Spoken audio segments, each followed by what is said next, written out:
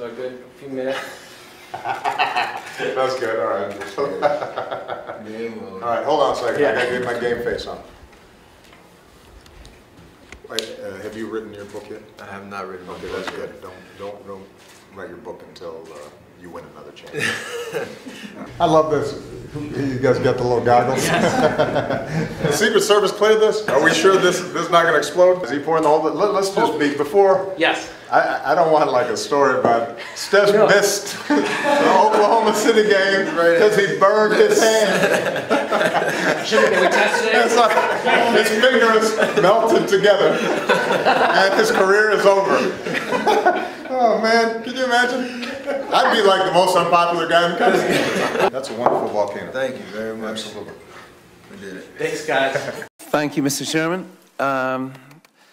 Thank you, Ranking Member Leahy. Thank you, members of the subcommittee. My name is Bono. I'm the co-founder of the One campaign, and I'm just going to jump right into it because I've been told not to filibuster. And as you know, the Irish invented the filibuster. So I'm going to read this because that makes it faster. I've just returned from Africa and the Middle East, where I was lucky to join a Codel led by Senator Graham there. I visited Kenya, Jordan, and then with the team, Turkey and Egypt. This visit revealed one fact and two fictions. The fact is that aid can no longer be seen as charity, a nice thing to do when we can afford it.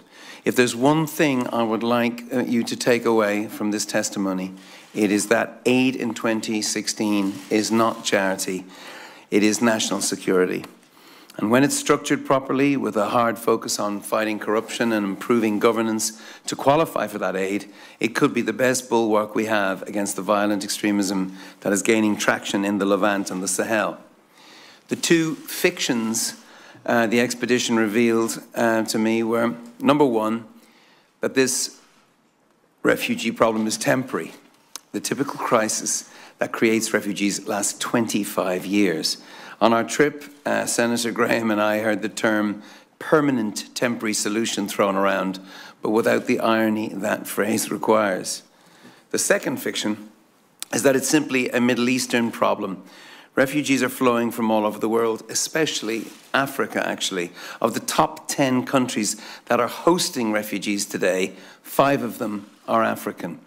In Europe, the problem has moved from practical to existential. In 1989, the wall that divided Europe came down, a remarkable moment to live through. Who could imagine in 2016 another set of walls being built up? This time made of mesh and razor wire, but walls nevertheless. Members of the subcommittee, let me soberly suggest to you that the integration of Europe, the very idea of European unity, is at risk here. Europe is America's most important ally since the Second World War. Are we not your most important ally in the fight against violent extremism?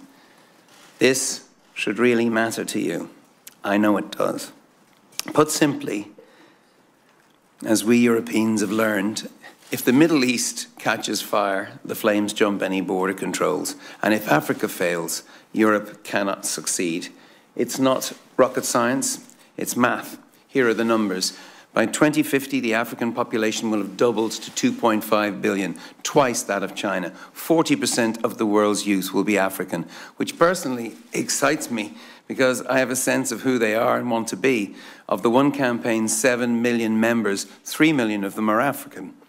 We have a sense of their potential as an engine of growth that can roar, but we also fear that if the young people of Africa are misled and marginalized, their anger could be channeled not to hope, but to hate.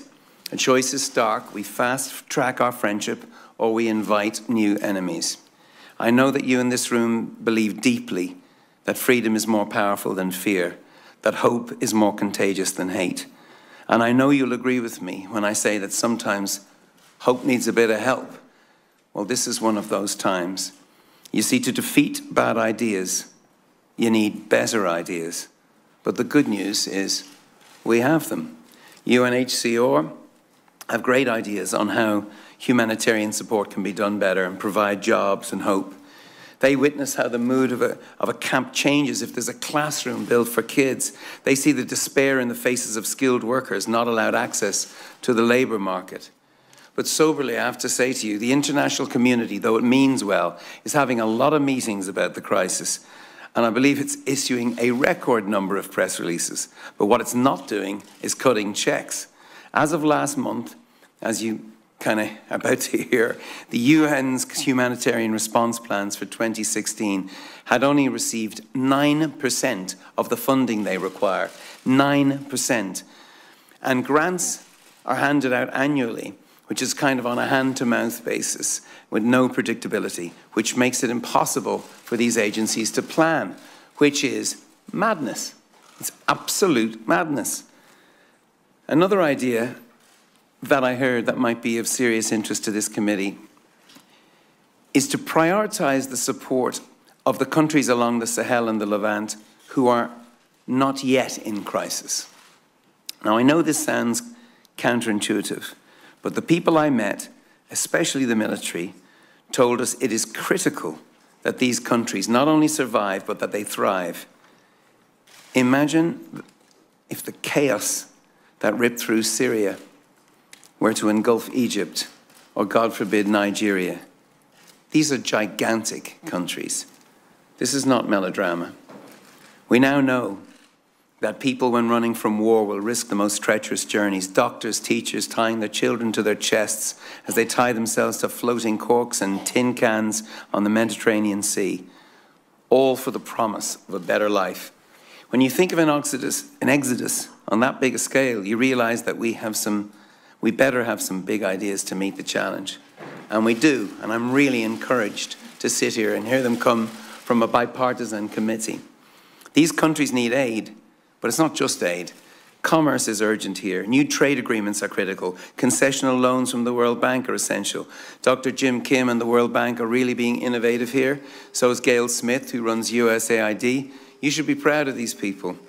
Anti-corruption campaigners in our own office around the corner in the One campaign will tell you that the reforms necessary to qualify for the loans can be as important as the loans themselves.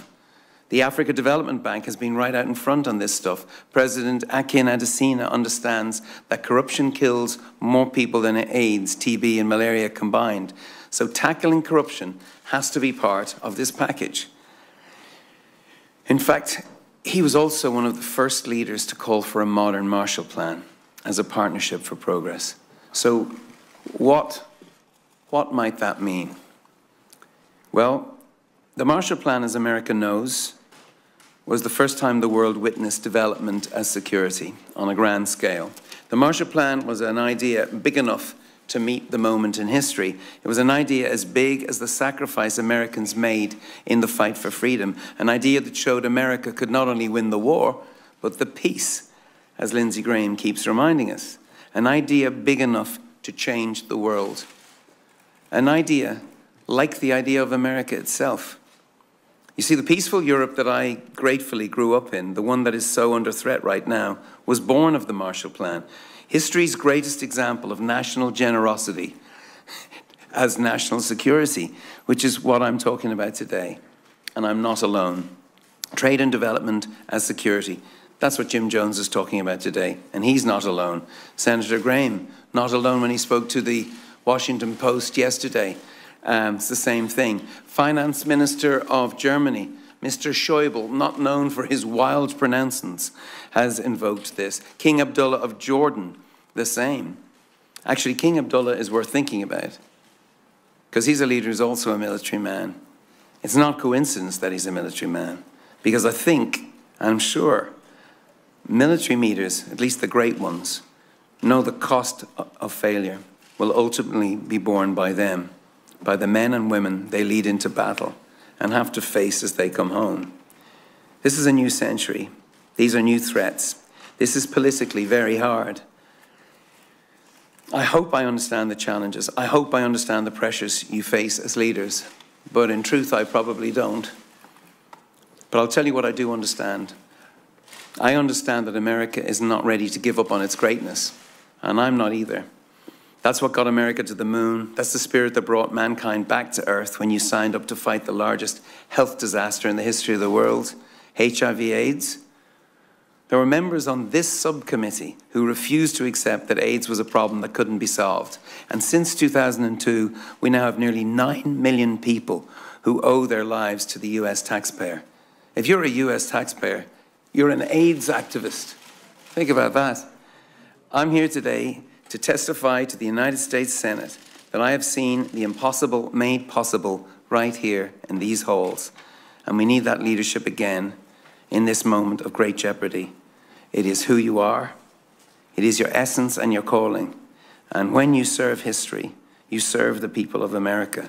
And when you write history, we all live it. Thank you very much. Very, very wealthy people become wealthier, while most people are becoming poorer. In fact, the top 1% of people on this planet now own more wealth than the bottom 99%. That to me is unacceptable, it is unsustainable, it is immoral, and together we have got to change that. And I have been enormously impressed by Pope Francis speaking out and his visionary views about creating a moral economy, an economy that works for all people, not just the people on top. And what he has said over and over again, we cannot allow the market just to do what the market does. That's not acceptable. We have got to ingrain moral principles into our economy. And there is no area where that is clearer than in the area of climate change. The greed of the fossil fuel industry is literally destroying our planet. The scientists are virtually unanimous. Climate change is real and it is caused by human activity. It is already causing devastating problems all over this planet. And whether the fossil fuel industry likes it or not, we have got to transform our energy system away from fossil fuel to energy efficiency and sustainable energy. And what Pope Francis has told us over and over again is we have the wealth to do that. We have the technology to do that. We have the know-how to do that. But we have got to confront is the greed of people who are so much more concerned about their own billions than the future of the children and the future of our planet. So I am just so excited to be here, so proud to be here with other like-minded people who are trying to do our best to create a moral economy. Jeff Sachs, where's Jeff? Right there, right here. Jeff, come next to me. I want Jeff Sachs. We can move back a little and keep them a little. Jeff, why don't you say a few words? I want to say how thrilled the participants are today at the Pontifical Academy of Social Sciences to greet Senator Sanders and hear his very powerful remarks today. All day we've been discussing the enormous crisis of inequality of income, the injustice of the world economy, because we've been reflecting on Centesimus Annus, on its 25th anniversary, where Pope John Paul II warned us of these things. If greed and power is let out of moral control, we lose. Senator Sanders has been making this point again and again, every part of my country and around the world, and I can tell you, because I've been with the participants, how thrilled the many of the leaders of this church and many of the participants from around the world are to welcome Senator Sanders here. Senator Sanders, did you have a talk? Just a little bit about why this time away from the U.S. campaign trail is worthwhile for you and what you hope to see accomplished here. Because I believe that the Pope has played a historical and incredible role in trying to create a new world economy and a new vision for the people of our planet. And what he is saying is that we cannot continue to go forward when so few have so much And when greed is such a destructive force, not only in the United States, of course, but throughout this world. So I have long been a supporter of the economic vision of Pope Francis. His views on climate change have played a profound role. Let me tell you, I'm a member of the Senate Committee on the Environment. Pope Francis's encyclical has played a profound role in turning many people's minds around about the urgency of the moment in terms of dealing with climate change. So when I received this invitation, yeah, I know it's taking me away from the campaign trail for a day, but when I received this information, it was so moving to me that it was something that I could just simply not refuse to attend. Do you think it'll help you with the Catholic vote in New York, though? Thank you, everybody. Thank you,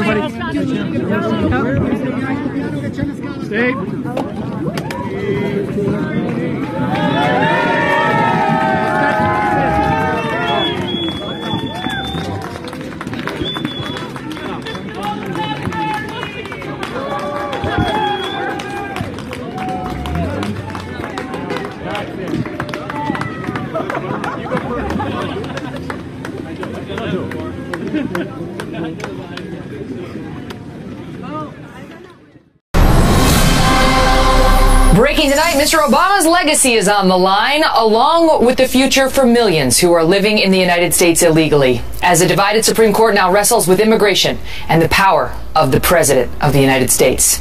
Welcome to the Kelly File, everyone. I'm Megyn Kelly. There is new fallout tonight from an historic day at the United States Supreme Court and a case that offers the justices a chance to define the power of the presidency. The 8 justices heard arguments today from lawyers for some 26 states and the House of Representatives, who say President Obama effectively trampled on the Constitution when he issued his executive action on U.S. immigration policies. With the stakes running high, thousands of protesters on both sides of the argument descended on the hearings today.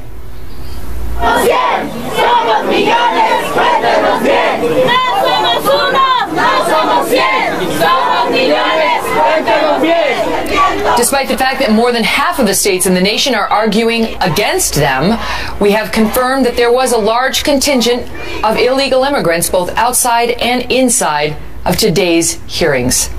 We'll hear from one of those protesters, Jose Antonio Vargas, who was inside the High Court today in just moments, before Judge Nando Napolitano explains why he thinks the administration and some of the more liberal justices were trying to lead the court's Chief Justice into a trap. But first, Shannon Bream explains exactly what went down today. Shannon? Well, Megyn, the court does appear split after tough arguments today over whether the president overstepped his constitutional boundaries when he announced programs that essentially block the deportation of roughly 4 million people who are in the U.S. illegally. Thousands packed the street and the plaza outside the court today, the two sides sometimes escalating into shouting matches. One side, of course, arguing the president acted because Congress wouldn't, while the other side said that has no bearing on whether any president is allowed to step outside his or her enumerated powers. Inside, the justices both sides with tough questions. And the man who is often the swing vote, Justice Kennedy, expressed skepticism about the way this all played out, saying, quote, the briefs go on for pages to the effect that the president has admitted a certain number of people and then Congress approves it. That seems to me to have it backwards. It's as if that the president is setting the policy and the Congress is executing it. That's just upside down. Supporters of the president's actions say they are backed by both authority and necessity. That Congress has given the president the discretion to set priorities for who goes and who stays. And noting the discrepancy between the number of those here illegally and the actual funding provided for deportations, today Justice Ginsburg said, quote, inevitably, priorities have to be set.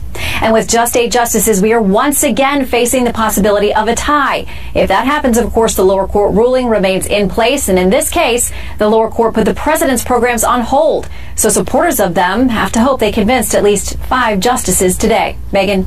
Shannon, thank you. Well, as we mentioned, a number of undocumented individuals were both protesting and attending today's hearing, including our next guest, Jose Antonio Vargas. But Jose was not alone. He was joined by a 6-year-old girl, Sophie Cruz, who has become a symbol for this issue after asking Pope Francis to make sure her parents were not deported during his recent visit to Washington. Jose Antonio Vargas is editor of #EmergingUS and founder of DefineAmerican.com. Great to see you, Jose. Thank you for being here. Thank you so much for having me. So you actually said that this was one of your proudest moments as an aspiring American today. Explain that. Well, I have to say, you know, my mother sent me here when I was 12. Can you imagine a mom putting her son on a plane and say, "I'll see you later. A better future, you know, is in the U.S. and not in the Philippines." My mom made a tremendous sacrifice to do that. Right? That was almost 23 years ago. So to think that that 12-year-old kid was inside the Supreme Court courtroom today, it still kind of boggles my mind. I have to say, it was probably the greatest honor of my life here in America was being inside that court and hearing the justices really debate this with a kind of intellectual rigor that is missing from the conversation about immigration from Donald Trump and Ted Cruz, for example. And I was seated next to Sophie Cruz the whole time, 6-year-old girl. Both of her parents are undocumented. She's a U.S. citizen. And if this executive action doesn't go through, what's going to happen to her parents? And if they get deported, if the parents get deported, what happens to the 6-year-old girl? You know, it was really interesting actually because we were there for like 2 hours. And so she was starting to write the names of the justices on her little notepad. And she said to me, "So how many votes do we need?" And I said, "Well, we don't want it to be a tie. So like a 5, you know, It can't be a tie. It can't be a tie." Yeah, it can't be a tie for your side. I want to ask you, Jose, because you know what the argument is in part on the other side, which is without borders, we don't have a country. And if I get all absolutely. And the second piece of it is, what about all of those people who want to come and live in America who have waited, quote, in line, who didn't break the laws and want to do it right? Are they getting the short end if this executive action goes through? So let's answer both of those points. One, absolutely a country has a right to define and defend its borders, right? I respect that, and I respect it so much that I outed myself as undocumented and said, "Okay, I'm here, been here since I was 12, what do you want to do with me?" Well, Congress hasn't figured out what it wants to do with us. President Obama has deported more than 2.5 million of us. So then what? What do we do? And absolutely, I respect anybody who's waiting in line to come here legally. I would be more than happy to wait in line. You want me to wait 15 years, 20 years to be an American? Absolutely, I'll wait. But there has to be a process. And right now, there's no process. Fascinating. Jose, thank you for being with us tonight. Thank you for having me.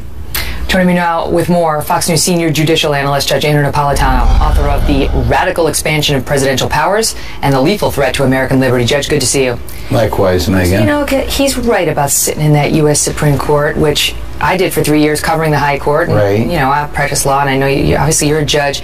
Let's just start on a good point, which is the amazing process by which we decide certain things in this country and the dignity with which we hash out our disputes compared to other countries that we see. Well, Jose saw today an extremely dignified oral argument, whatever side of this you're on. The 8 members of the Supreme Court devour the legal briefs and come in there fully equipped, with the exception of Justice Thomas, who prefers not to ask questions. They come in there fully equipped to challenge the lawyers, and by the manner in which they challenge the lawyers, they are challenging the other members of the court. That's right. They're trying to convince the other justices. Question, why do you think some were trying to set a trap for the Chief Justice? There really were 2 oral arguments today. I mean, there was one, but there were 2 parts to it. In the first part, it was very much 4 against 4. The 4 conservatives who I think were prepared to vote that the president doesn't have the authority to do this. No matter how it tugs at the heartstrings, Jose's story is a very, very sympathetic one. He's a unique individual. He's more American than he is Filipino, if I can say that, having spent most of his life here. And the 4 liberal justices saying the president did the right thing. He has the authority, and Congress has given him the authority. Then Justice Kagan said to the Solicitor General, that's an Obama appointee, and the government's lawyer, is there a way we could salvage the president's executive orders by tweaking some language here and there? And she said that knowing that the Chief Justice likes questions like that. He likes being creative, and he likes to be able to salvage things. And he went along with it, forgetting this is not a statute, this is not a law written by Congress that is presumed constitutional. This is the president making up a law. It is presumed unconstitutional. It is not their job to try and salvage it. So we might wind up with a law, something that has the effect of a law that Congress never approved, that the president drafted, that the U.S. Supreme Court tweaked. Because John Roberts thinks it's the right thing to try and tell me, it's whether the president had the power to do this. And if they're divided 4-4, then Texas and the 26 states win, because they went in there with a win, and the president's executive action would fail. Correct. But they seem to be finding a way to get out of this on a technicality to say, you know what, you states, you don't even have a standing to be here. Do you think it's likely they're going to kick this case out by saying, we can't even hear this because you plaintiffs don't have the right to be here? And if so, what happens? I don't think that's going to happen, because the Chief Justice himself said you obviously have standing. You're being forced to give driver's licenses and spend money for people that you haven't budgeted. That's enough harm to give you standing, the right to sue, standing, which the Constitution requires. He needs more than himself to reach that conclusion. I think it's 4-4 on whether the president exceeded his authority, and it's 4-4 on whether they're standing. The question is, does the Chief Justice do some cockamamie thing,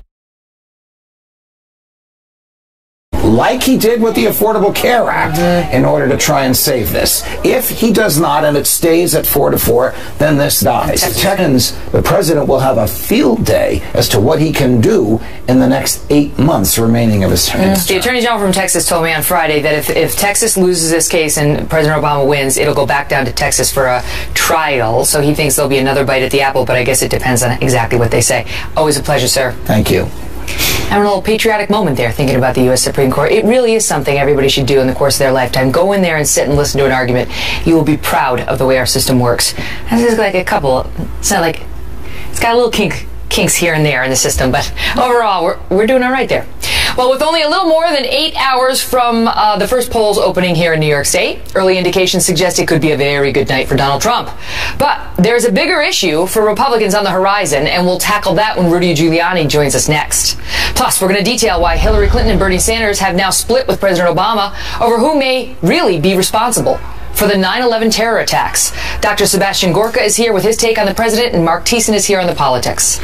And then a 19-year-old girl named Leslie Van Houten helped Charles Manson slaughter innocent people in a crime so horrifying it is still making headlines almost 50 years later. Now she may go free. The sister of Manson's victim, Sharon Tate, is here tonight to detail why she thinks this woman could kill again. Don't go away. Four of the Manson maniacs drove up secluded Cielo Drive in an old Ford. One of them, Tex Watson, got out and he climbed a telephone pole. He severed the wires. Already it started to sound like a horror movie. They climbed over this embankment and swarmed into the Tate household with commando-like precision and proceeded to rewrite criminal history in blood.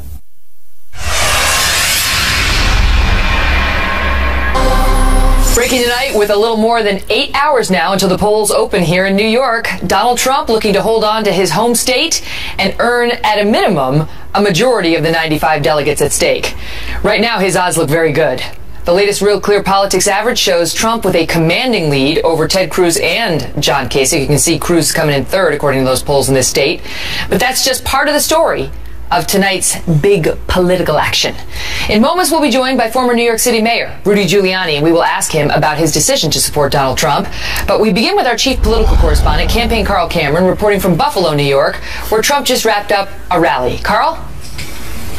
And it was a raucous one, Megan. Good evening. We're here at the First Niagara Center, home of the Buffalo Sabres, the NHL team here. And Mr. Trump put in over 11,000 people in a capacity of 19,000 arena, and it was a very raucous rally. He has good reason to be excited. He's looking for a sweep or the vast majority of the 95 delegates up for grabs in New York's primary tomorrow night. To do that, he'll have to get a majority statewide and then a majority in each of the state's congressional districts. If he falls short of a majority, less than 50%, then they would become proportional, and that would be a significant setback for Trump. But his goal is to get about 80 delegates, and they're very confident of that. And this evening, he gave Ted Cruz a big slapdown. Listen. Here's a man that turned down Sandy money for this state and plenty of other money. We had lots of things coming into New York, and he voted against. No New Yorker can vote for Ted Cruz. The latest polls from NBC Wall Street Journal shows that Trump now has crested 50% in New York and has more support in that poll than both Cruz and Kasich combined. Cruz was holding nothing back today. He's been arguing for several months now that this is likely to go to a contested convention, and he said today that there will be a battle in Cleveland, signaling that he intends to fight all the way there. And as for John Kasich, Trump gave him a bit of a whack too today, saying he's only won one of the 34 contests thus far, and yet Kasich says he's going all the way to the convention too. His argument, Megan, is that regardless of the delegates, by the time the Republican Party gets to Cleveland for that convention in July, they'll recognize that Cruz and Trump are not the candidates to go up against Hillary Clinton, and that Kasich, who's been both a governor and congressman, is. Megan? Carl, thank you. Heading into New York, Donald Trump is enjoying a substantial lead in the overall delegate count, nearly 200 ahead of Texas Senator Ted Cruz, leaving Ohio Governor John Kasich way behind. But when it comes to securing the delegates he will need, if there's actually a contested convention and it goes to that second ballot, that is a different story. Tom Bevan is the co-founder and publisher of one of the greatest websites online, realcarepolitics.com. It's my favorite. Great to see you, Tom. Thank you for being here. So I'll put it to you this way. Vox has a piece out today that says Trump is great at winning primaries, but bad when it comes to securing delegates needed in case of a contested convention. I mean, does that about sum it up? It does. You know, I like to think of it this way, Megan. It's Trump is playing big ball, right? He's trying to win votes, he's trying to win states, and he's trying to accrue the delegates that are supposed to come with that. Cruz is really playing small ball, right? He is working these individual states, the sort of arcane process by which the delegates are actually selected, and he's doing a pretty good job of putting his people in those positions so that when they get to Cleveland in July, even though Trump will have a lead in the overall delegate count, of which most of those folks are bound on the first ballot, Trump may actually have more folks who are loyal to him as delegates, and that's what he hopes he can do on the if it goes to a second ballot. Cruz may have more folks who are loyal to him, you're saying? Yes, I'm sorry. Cruz may have more folks, and that's his plan. Cruz's whole strategy is basically death by 1,000 cuts to Trump. Like, he can't knock him out with some big win, certainly in New York. He's not going to knock him out with some big win in California, according to the polls. You know, it'd be proportional awarding of the delegates. So it's little bits here, there, and everywhere. Yeah, but I mean, look, this is how it's done. This is Cruz's argument. These are the rules. Everybody knows the rules, and he's simply playing by them. And he does have a point. And that's how he's going to, I mean, that's his only chance. He's mathematically eliminated from winning, getting to 1237 now at this point, especially after tomorrow night. And so this is his only hope, is to get to a contested convention, get to an open convention. And Trump is really, I think most people think, Megan, he's one and done. If he doesn't win it on the first ballot, it's highly unlikely that he's going to. And what are his odds now of getting Trump's to 1237, given how well he's likely to do in New York? Of course, there's a question of Indiana, where Cruz is expected to do well, and then California, where Trump's leading, but Cruz is expected to do all right.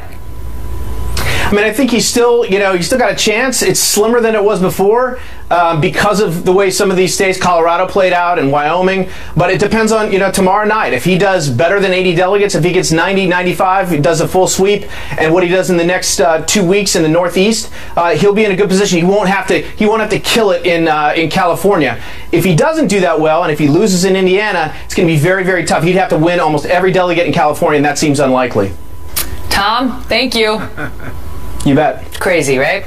Joining us now, Rudy Giuliani, former mayor of New York City and a man who ran for president himself back in 2008. We were just talking about who would have thought New York State would be relevant? Who would have thought we would be coming down to New York and ultimately maybe even California to figure this out? You heard or Tom the convention. Say the magic number for Trump is likely over 80 delegates in New York. Do you think he'll make it? I think he'll go over 80. Okay. Yeah, the 53, 55 seems very solid to me. It's more of a question of how many of the congressional districts, as he go over 50. He's probably going to do it in most. So he's going to probably come out of New York with somewhere between 80 and 90 delegates. And how do you like his chances of getting 1237 by June 7th, which is the last day of voting? I think they exist. I mean, they don't exist for Cruz. They don't exist for Kasich. The only person they exist for is Trump. And the one thing that is for sure, Trump is going to go in with a big lead. and with more votes. I mean, yeah, go ahead. Sorry. So the Cruz legal argument is correct. Those are the rules. I'm playing by the rules. I'm making deals behind the scenes. That's all fine. The political argument is very bad, however. We have a Republican electorate that is angry at Washington for deal making, angry at the elite, and now we're going to reject the will of the almost majority of the Republican voters. Man, that's tough. It's dicey for the Republicans any way you slice it at this point, right? Given how divided they remain this late in the process. Yeah, it is. It's not good. But I mean, the reality is, if you look at the polls, right, 60-70% of Republicans believe the person with the most votes should be the nominee. Right, 64%, I think, according to the Bloomberg poll. What you call democracy. The other is game playing. The other is the way we used to do it in the It's holding up the rule book. Yes, the 19th century, you know, we sit back there with the cigars and we figure out who gets this and who gets that and who gets what position and who gets the other position. Having nominated presidents through primaries through most of the adult lives of the people of America, this is going to seem very strange. Right, we're not used to this. It's really rarely strange this close where we see the sausage getting made. If some guy who is ahead by 300 votes loses to someone who's behind him by 300 votes, and a bunch of people that nobody ever met pick that guy. Now you say you're gonna vote for Donald Trump. Tomorrow morning I'll wake up early, I'm going to go vote for Donald. I've urged all my friends to vote for him. Think of the three candidates we have left in the Republican primary. He's the best candidate, and I think he is by far the best chance to beat Hillary Clinton, which is my major objective. If I thought Cruz had a better chance of beating Hillary Clinton, I'd support Cruz, and I'll tell you why. I think Cruz is a fastball that the Democrats have hit out of the park whenever they want. Straight right wing, very doctrinaire, very easy to beat, can't win any of the Northeast, can't win the West. Trump is a Mariano Rivera cut fastball. I know a couple of these references. I know he's a closer. He's a closer. No. You can't, he's unexpected. Hillary doesn't have a rule book for running against Donald Trump. She's got one for running against Cruz. She's run against Cruz before. So why not endorse him? Oh, only because I'm not part of the campaign. I mean, I don't want anybody to think that I am an official in the campaign. I'm part of the campaign.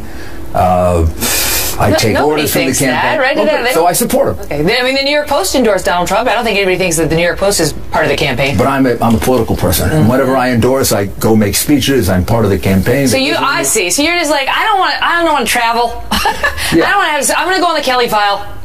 That's what I'm going to do. If they make some of the changes I would like, maybe. Oh. You know, if the campaign organization were what I'd like to see. Well, they're shoring it up now. I think they're shoring it up. So maybe that'll come. But there's no question. I believe he is by far the best candidate.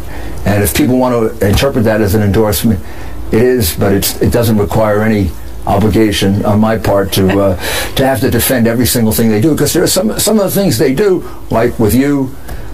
Like the statement about the Mexicans, things that I don't agree with. You know, I worked for Ronald Reagan, and I agreed with Ronald Reagan 8 out of 10 times, and that was enough. Right? And I love him. Right. And I agree with Trump about 8 out of 10 times. And he's also been a friend for 25 years, and I trust him. That counts for a lot. Yeah. Great to see you, Mr. Mayor. Thank you. Thanks for being here. Well, it was almost 50 years ago when Charlie Manson and his so-called family carried out one of the most horrifying crimes in American history.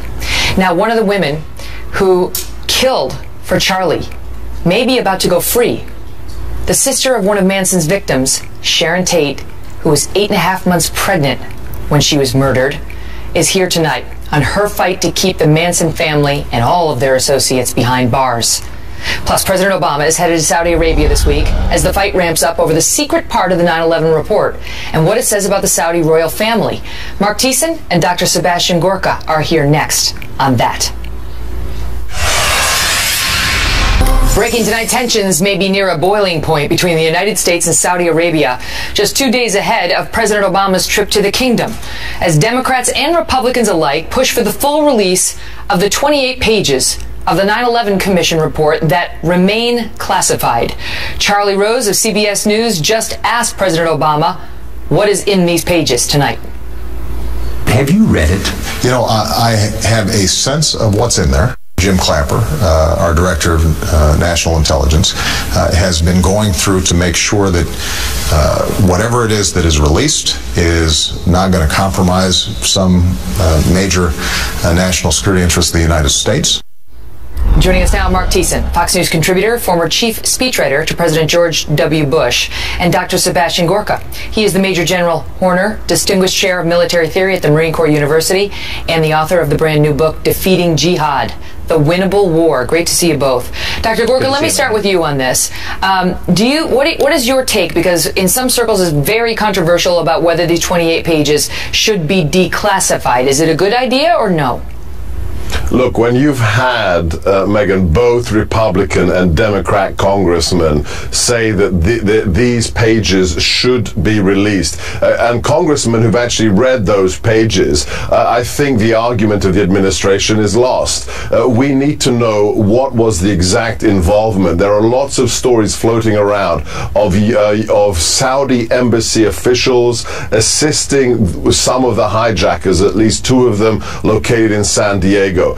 We need to know that. There needs to be justice for the victims of 9/11, and I think after 15 years, now could be the time to declassify these 28 pages. Mark, if what's in the pages suggests that the Saudi government or top officials in some way were behind 9/11 or had a substantial role in 9/11, don't we need to know that, or is that something it doesn't serve us to know?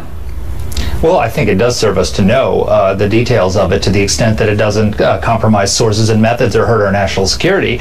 Two administrations, both the Bush and Obama administration, decided that it would hurt our national security. I haven't seen the 28 pages, and neither has Dr. Gorka, so we don't know what's in them exactly. But we already know that Saudi Arabia was turning a blind eye to terror and was even, in some ways, complicit in terror. I mean, Saudi Arabia was one of 3 countries on the face of the earth that recognized the Taliban regime in Afghanistan that was harboring al-Qaeda. In 2003, Vice President Cheney gave a speech, and I'll read you what he said. In Saudi Arabia, fundraisers and facilitators were providing money and logistical support to al-Qaeda. So these are things that we already know. We don't know all the details. But President Bush, what he did was he made an ultimatum to the world. He said, you are either with us or you're with the terrorists. And he gave a choice to countries like Saudi Arabia, and they choose to be with us. And they're now a very important counterterrorism partner. So but before 9/11, they were helping. Absolutely. So I mean, what is the takeaway on that, Dr. Gorka? That they did help. They participated in the 9/11 attacks, but they came over to the lightness after 9/11. And now, what are we supposed to do? Look, the reality is Saudi Arabia, like Pakistan, is a fundamentally schizophrenic nation. We know that they cut a deal with the jihadists in 1979 after the siege of Mecca. We know that elements of the regime have been supporting or funding jihadi organizations around the world. But we need them still. We need the Saudis. Right, but that doesn't mean as a government they're all bad guys. They're just conflicted and they're schizophrenic, and they need to get their house in order and decide whether they can clean internally their house and make sure they're on our side against the jihadists. They've been kind of half pregnant for the last 15 years, So Megan. it's like dealing with Sybil. You remember Sybil, the movie where she had all the personalities inside of her? So like the bad and then the good. And we don't know which one we're getting, but we've decided that we need to sort of pretend that it's all good because they can provide some benefit to us. But Mark, I ask you, are we gaining something at this point by keeping the 28 pages secret when Bob Graham, of the 9/11 Commission is saying, release the pages, that this classification stuff is nonsense, that the American public has a right to know who was behind the attack, and there's no reason to continue protecting them? Well, I think that's probably true. Again, as long as it doesn't compromise sources and methods. And Bob Graham has seen the document, so he knows better than either of us as to what's in it and whether it would compromise sources and methods. But there are other people in senior positions who disagree. I can't make a judgment on that based on having not seen the document. But we do know that the 9/11 Commission found that the Saudi government, as an institution, and senior officials did not participate in the 9/11 attacks. The But question that was worded very carefully. Yeah, I know. Very carefully. You could drive a truck through the holes in that statement. Were there people, were there princes, were there people, you have a Saudi king who has dozens of wives and dozens of sons and dozens of grandchildren. Were there members of the Saudi royal family? Were there people who were officials who did, not as a matter of government policy, but as a matter of ideology, help the 9/11 attacks? We do need to know that, absolutely. And so, Dr. Gorg, what's your take on where we should stand with Saudi Arabia? Because now some are pushing this bill that would allow the 9/11 family members to sue the Saudis, and the Saudis are making all sorts of threats against us if we do that they're going to pull all of their assets out of here, that they're going to hurt the United States financially. You're looking for the number here. It's a substantial sum. I don't have it in front of me, but what do you make of their reaction? $750 billion. There you go. They are threatening to sell $750 billion of U.S. assets. That's just a smokescreen. Never going to happen. That regime cannot survive without us militarily and economically. And I'd like to emphasize what you said previously, Megan. The wording of the 9/11 Commission report is incredibly precise. The Saudi government as an institution and high-ranking members of the government were not responsible for 9/11. That is very, very telling wording. I mean, as a lawyer, it's like... As a lawyer, you know it. That's on the nose. They could have done better. We get it. All right, guys, good discussion. Thank you both. Thank you. Well, the Secretary of the Treasury has just reneged on a major promise he made to America. I mean, a 180. And it may not sit well with at least half of the country. We'll show you why. Plus, she was a prom queen before she became a follower of Charles Manson and went on a murder spree that shocked the nation. Now she may go free, and the sister of a Manson family victim joins us next. I make no excuse for what I have done. My actions August 10th, 1969 were contemptible, and they were without justification.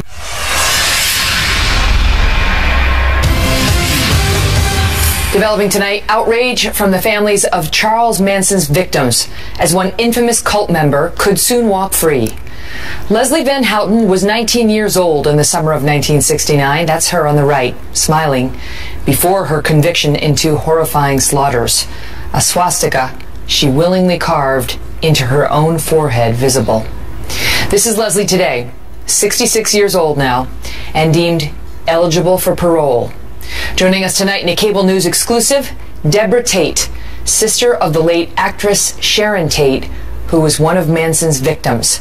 But we begin with Trace Gallagher in Los Angeles with the latest. Trace. Megan, supporters of Leslie Van Houten say at the time she murdered Rosemary LaBianca in 1969, she was a misguided teen under the influence of LSD and the victim of Charles Manson's mind control. Her attorney says her release is long overdue, and the state parole board cites her 46 years in prison without a single serious rule violation. Van Houten has said she is remorseful and deeply ashamed. Here she is during a 2010 hearing. Listen. I make no excuse for what I have done. My actions August 10th, 1969 were contemptible, and they were without justification. But the Los Angeles County District Attorney, several LaBianca family members, and many others are trying to block her release, reminding the public that Van Houten was among the so-called Manson family members who invaded the home of Leno and Rosemary LaBianca and fully participated in the gruesome double murder. During her 1971 trial, Van Houten spoke in chilling detail, saying she held down Rosemary LaBianca as her husband was being stabbed to death, and then testified how she and Patricia Kenwinkle finished the job, quoting here, "And I took one of the knives, and Patricia had one knife, and we started stabbing and cutting up the lady." Van Houten alone stabbed Rosemary LaBianca 14 times. Now LaBianca's stepdaughter says, quote, "My father will never be paroled. My stepmother will never get her life back." Van Houten's release still needs the approval of state parole board lawyers and Governor Jerry Brown. Last year, Brown refused to sign the release for another Manson family member. Megan. Trace, thank you. Joining us now in a cable news exclusive, Deborah Tate, who was in this parole board hearing that led to the recommendation that Van Houten be deemed eligible for parole. Thank you so much for being here, Deb. Thank you. So your sister Sharon was brutally murdered by Manson and his so-called family. And this woman, who's now facing the likelihood of parole, was also convicted of conspiring in that murder in addition to the double murder that she participated in we just discussed there. Absolutely correct. You were in the hearing. How did they get to the point where they felt she should be paroled? She has a master's degree. She's very well educated. She's used the rehabilitation program to its very best. In that way, she looks great on paper. I'm not so sure that anybody that's capable of doing things like that is plunging a knife deep into someone's body 14 times, can ever be rehabilitated from that. Mm-hmm.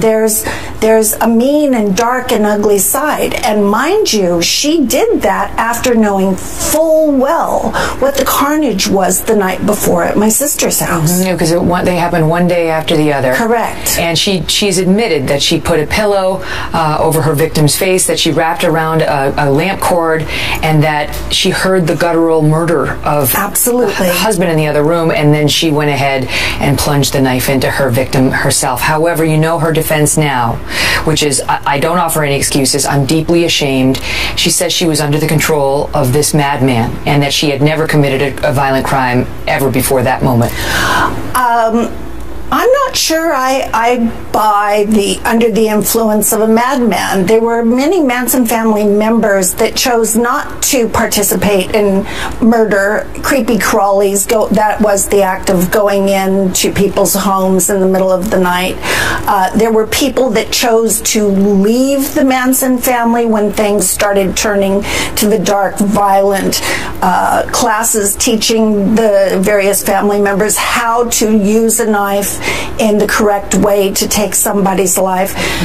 If she wanted to go, she could have gone. This is a upper middle class young woman who graduated and had a good set of skills that she could have started a life with, and her father provided a great life. She was on LSD, and now they seem to be focused on her model behavior as a prisoner, that she's gotten a bachelor's and a master's, and she's educated other women in the prison with self-help programs.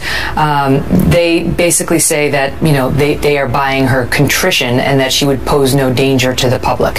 What else could someone do except use their time to the best of their ability to help plea for their freedom?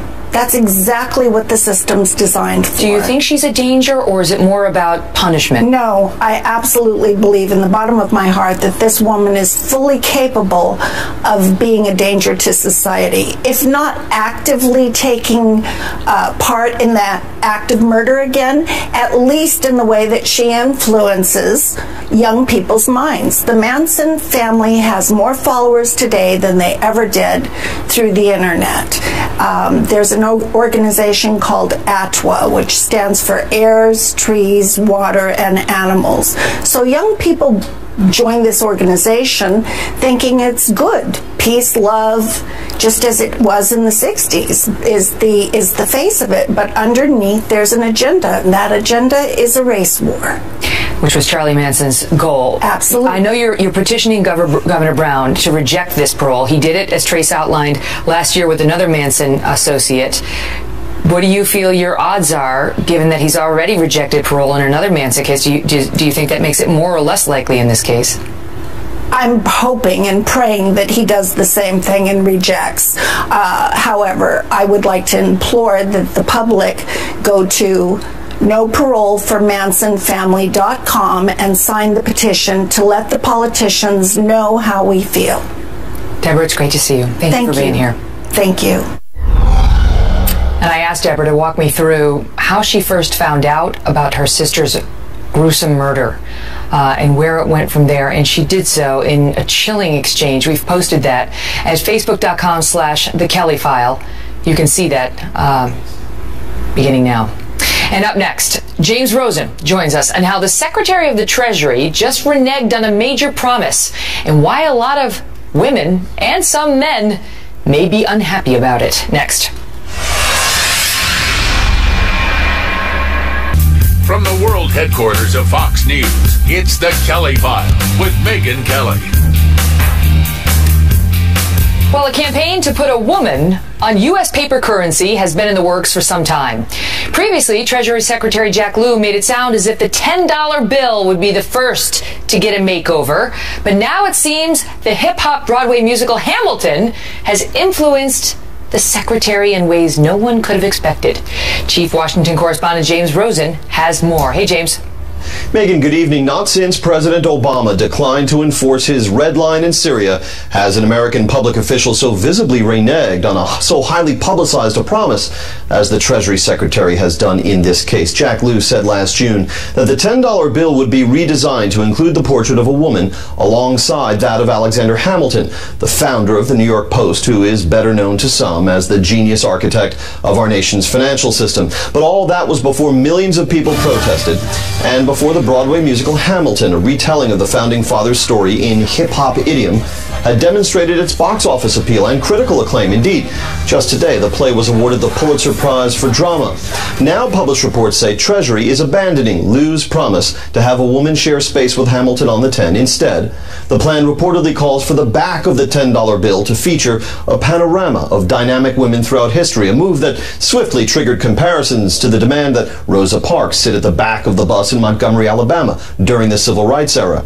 As well, Treasury is said to be looking to evict Andrew Jackson, the 7th President of the United States, from the front of the $20 bill in favor of a woman yet to be named. As all along, the frontrunners in this female race for immortalization on our currency are Rosa Parks, the civil rights icon who died in 2005, Susan B. Anthony, the suffragist whose image appeared on the dollar coin first minted in 1979, and Eleanor Roosevelt, the first lady who, following her husband's death, championed human rights and leftist causes. Even if announced later this week, as is expected, these moves will take years to enact, with the redesigned $10 bill to debut in 2020, the new 20 sometime thereafter. Megyn. So in 2020, we're going to have some $10 bills with Alexander Hamilton on the front and some woman yet to be named on the back. A collection of women, they said, will be on the back. Right. And so we will celebrate the 100th year anniversary of women's suffrage with a bunch of women on the back of one bill. Yeah, you know, it's bad enough, Megyn, when our leaders cave into political pressure, but it's downright contemptible when our leaders cave into Broadway pressure. I mean, Jesus Christ superstar, you can almost see tipping the scales of justice here, the invisible jazz hands of the elites. Where could this go next? You know, it's this little 9-year-old girl, Sophia, started this movement. She wrote, I think putting a woman on the back of the bill would make women seem less important. You think? Great to see you, James. Always a pleasure. Likewise. Thank you, Megyn. We'll be right back. File right here for complete coverage of the battle for New York. We will be live as the polls close here in the Empire State, and we'll have live reports and complete coverage from Britt Hume, Stuart Stevens, DNC Chairwoman Debbie Wasserman Schultz. That ought to be interesting. It was the last time. See you then.